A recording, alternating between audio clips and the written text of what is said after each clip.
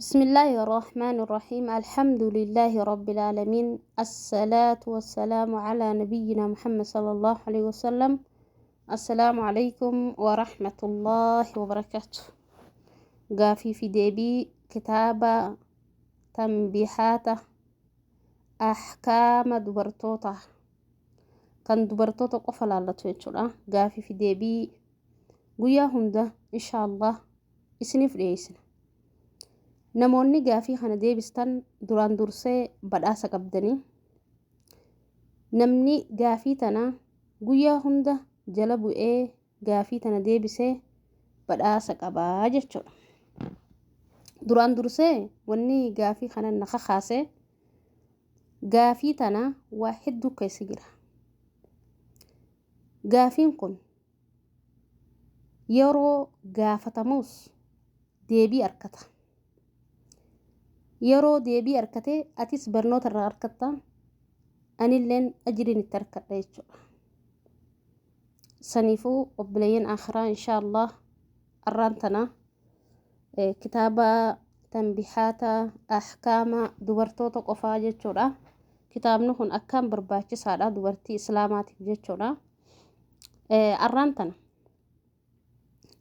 kutaa tokkoffaa kitaaba tanbihaata jedhamu inshaallah ni eegalla. Haalota dubartiin islaaminaan duratti keessa turte sadi barreessii jedha. Ammoo namni kitaaba tanbihaataa kana barates ka hin baratinis gaafii fi deebii kanarratti hirmaatu qaba jechuudha. Asumaan gara Orotich kanaan nu deebisuu dandeessanii jechuudha. Gaafiin lammaffaadha. Wantoota dubartiin heydii qabdurratti haraamii lama barreessii jedha. Lama barreessita jechuudha. Sadaffaa dubartiin dhiiga ustaadaa qabdu haala meeqa qabdii? Akkas ja'a haala isiin qabdu san ni barreessita jechuudha. Afuraffaan dubartiin takka heydiin irraa dhaabbachuu waa meeqaan beeytii jedha. Hi barreessita jechuudha. Waa meeqaan beeytii?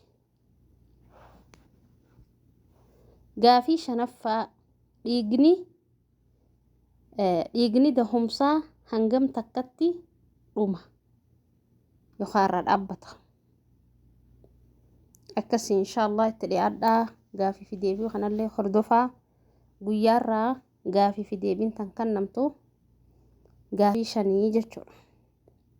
Gaafii shanan kana namni gartee seeraan deebisee badhaasa qaba jechuudha. Badhaasa qaba. Badhaasni isaa guyyaa hunda irratti hirmaachuu qaba. Lammaffaa gaafii san guutuu fiduu qaba. Sadaffaa immoo yeroo gaafii fi deebii deebisu yuutuubuma kiyyaalatti deebisuu qaba jechuudha.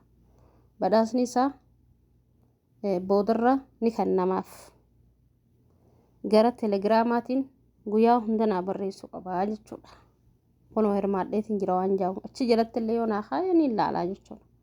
Akkasii inshaallah gaafii shanan kana gaa seeraan barreessaa.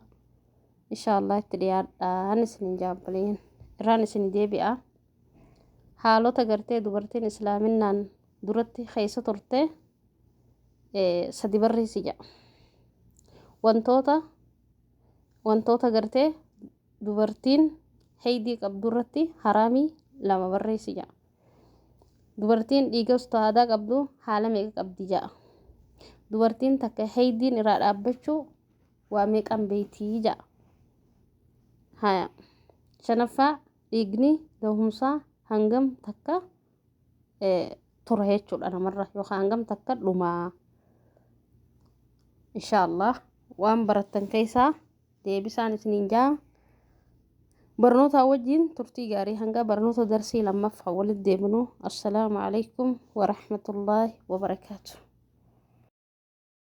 مسلمة يا دورتي إسلاما دورتوني مسلمة يا دورتي إسلاما قريتي سنبا هدا أردنا سيفما سينتولتي سينامتي سيجرى مسلمة سينتولتي سينامتي سيجرى مسلمة قائن دبرتي أمو أساس نسي